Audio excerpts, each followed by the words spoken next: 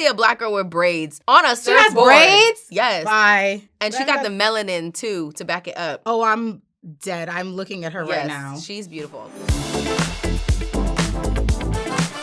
Welcome to Coco Kiki, where we get skin deep when it comes to the culture and everything in between. My name is Kayleen. And I'm Kayla, your resident cocoa butter enthusiast. We are talking about black girls killing it in sports.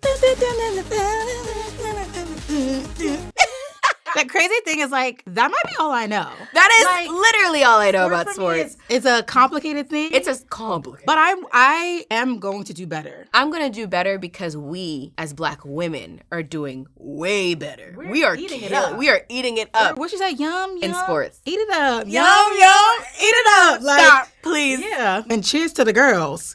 Did you really just quote Gracie's Corner? Because she's another black queen killing it. She is. She's motivating me to eat healthy. And I play that at the gym. That's the crazy part. Okay, maybe I might be in the Olympics one day. You will be. That's what I'm saying. Shout out to the girls that are cartoons, killing it for our girls. And shout out to, the real black girls women that are doing it. Eating it up. Eating it up.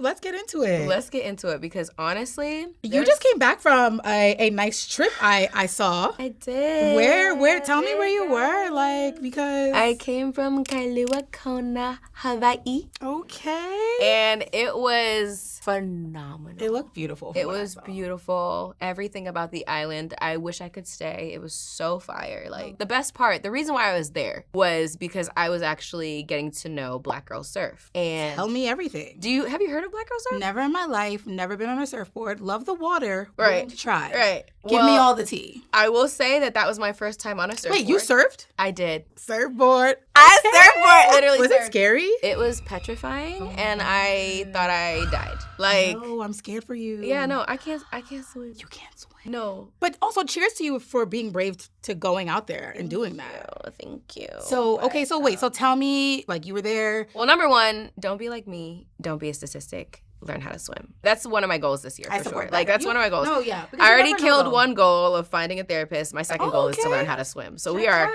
Double check. Yes. But you just, God forbid, because you never know. You know what I mean? Never know. You never know. But point is, I went surfing with Black Girl Surf, and they are an initiative that is trying to open spaces and opportunities for women like us to be able to get into the surfing world. So, like, when you think of a surfer, how many times do you really think of a black girl? You don't. You don't. You don't. You don't. If anything, I was talking to my cousin, and he's like, there are no black girl surfers. I said, say less. Let me show you all my content so you can see all the beautiful black women with their curly coils on these waves. Like, it was so intimidating, but it was so amazing. It was like one of those experiences where I'm like, am I really here? Is this really happening? Also, to our POV, we're not really exposed to that dynamic of people that do those type of sports. Yeah. And also, it's never really discussed with us. One, sometimes you don't think you're going to have the opportunity to be able to do that. Right. One, to your point, to try it, but then excel in a way that you could be in the Olympics for it. Like that. Yeah, like also we don't matters. Exactly. Like, we don't have that type of representation, like, ever at the forefront, or even just like in our hands. Like,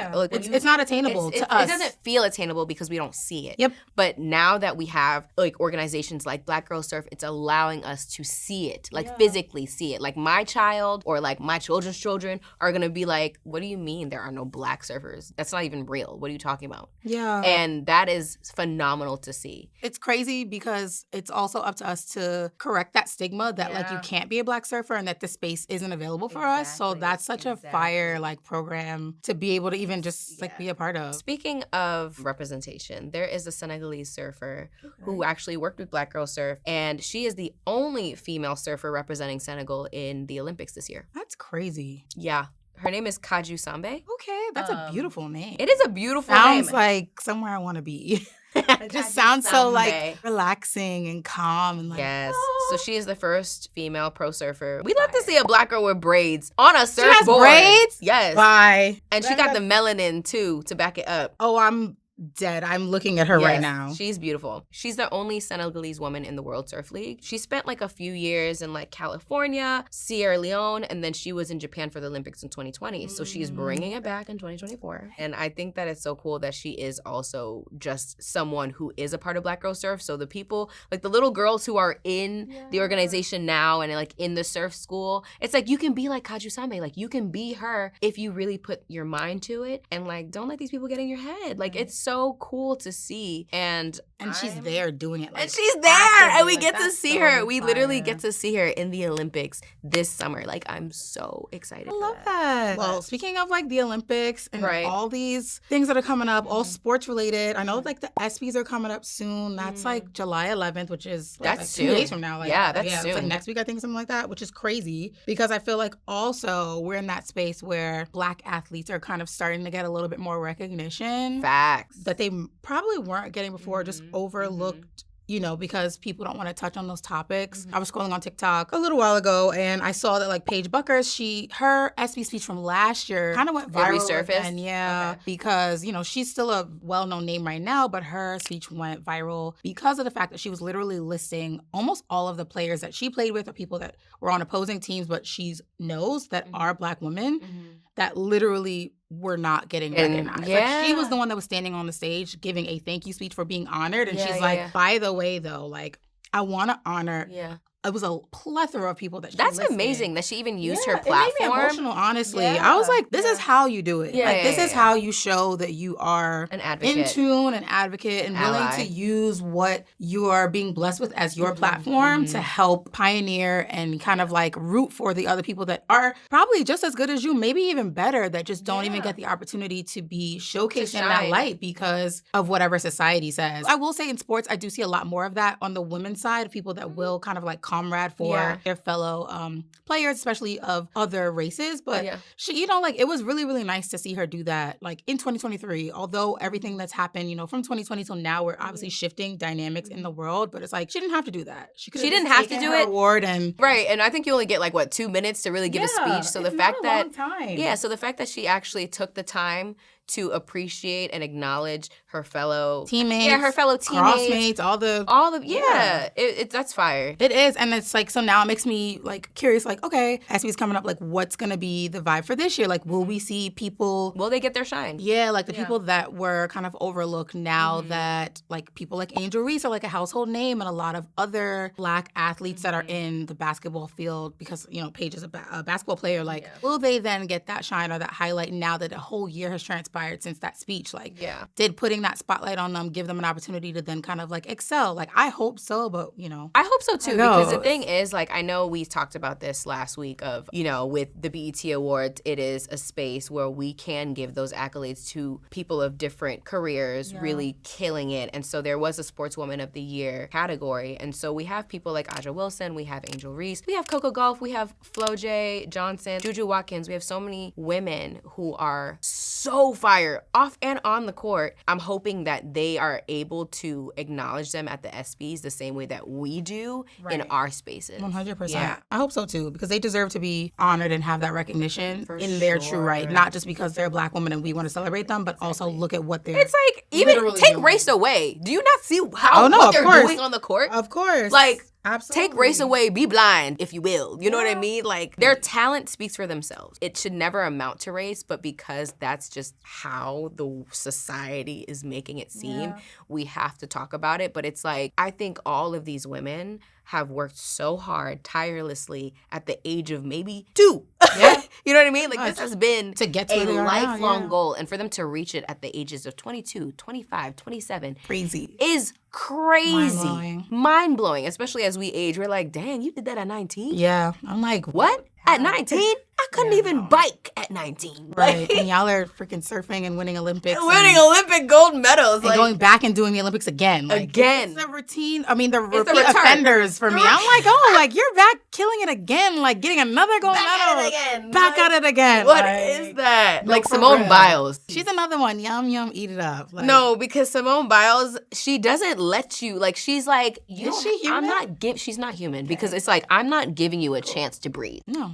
I'ma sit on your neck. Yeah. Like, I feel like from when she first came on the scene, it's been consistent, like, since then. Like, she's not, what is it, like, lifted her foot off our necks. Like, she hasn't, not even once. You shall stay sat, because I'm not done. You shall say sat. I'm not done with you yet. Sat. And then, because she just won her 9th all-around title at the age of 27. She's definitely, I think she's a part of the U.S. national team. She has to be. I would assume so. But the fact that she did it at 27, 9th title is insane.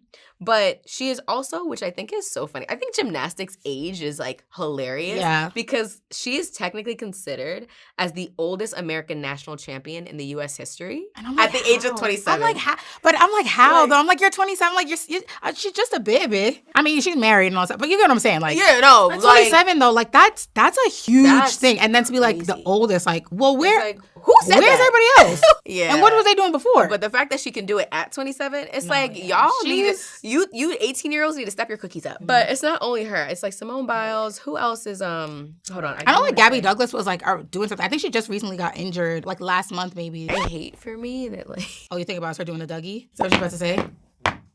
Is that what everybody? It will never die down for me. It'll never die down.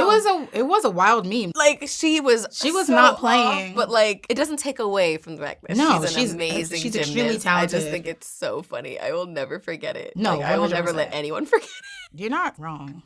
But in terms of the women that are on the U.S. national team, apparently 6 Black women are accounting for 1/3 of the team. And that is huge amazing for us. So we have Simone Biles, Sky Blakely, Jordan Childs, Shilese Jones, Kalia Lincoln, and Zoe Miller. It's giving I feel like an honorable mention is like Sha'Carri Richardson, just in general. Like, I feel like she gets overlooked as well. Now, I think that we are definitely acknowledging her more, and I love that 100%. They did put some respect on her name. Like, she was like, don't play with me, and they said, okay. Yeah. The Olympics in general this year is going to be phenomenal for Black women. I will be sad. I will be watching. Same. I will have my popcorn. I will probably bring everyone with me. We will probably be in the theater room. That's how serious I'm going to make this. But cheers to you also having a theater room. I love that. Your money is long. You know what? Stop with the money long. Yeah, stop it. It's okay.